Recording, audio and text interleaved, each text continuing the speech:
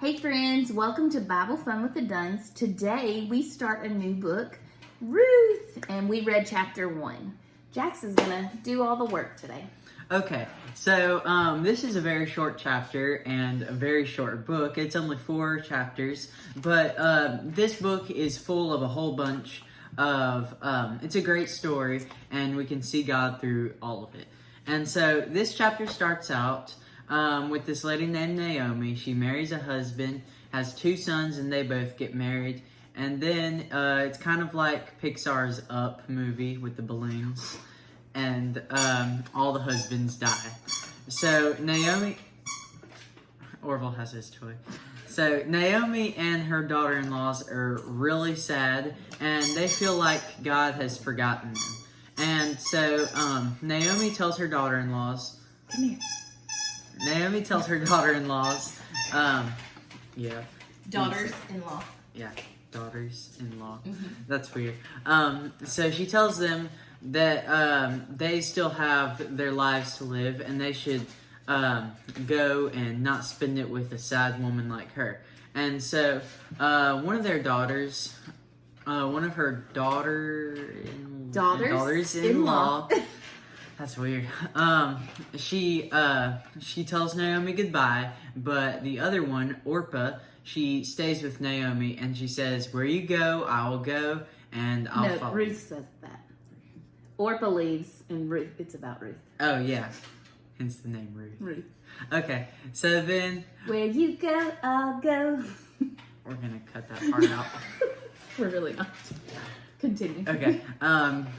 So then Ruth stays with her, and so they go back to Naomi's hometown, and Naomi's still very sad, changes her name to what?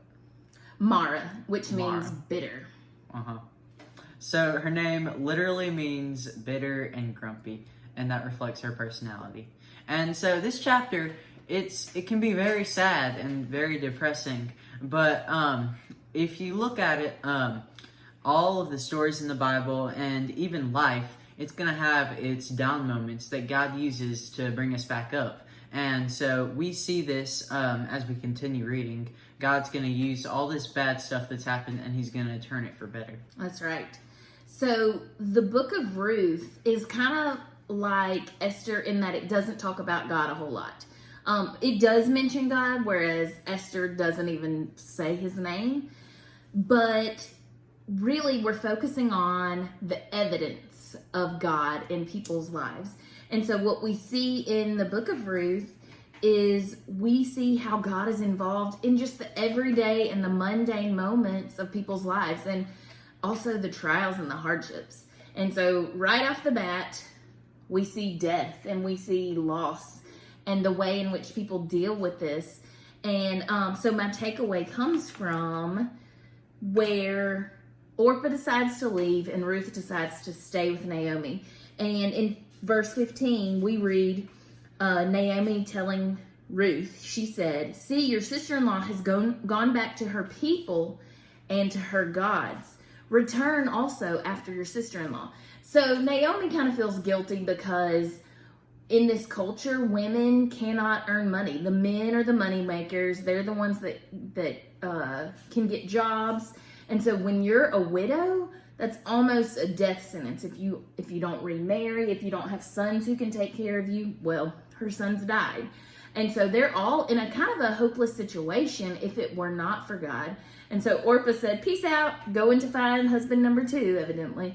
But Ruth, she has now been introduced to God, and she has left where she came from. She has left the foreign gods.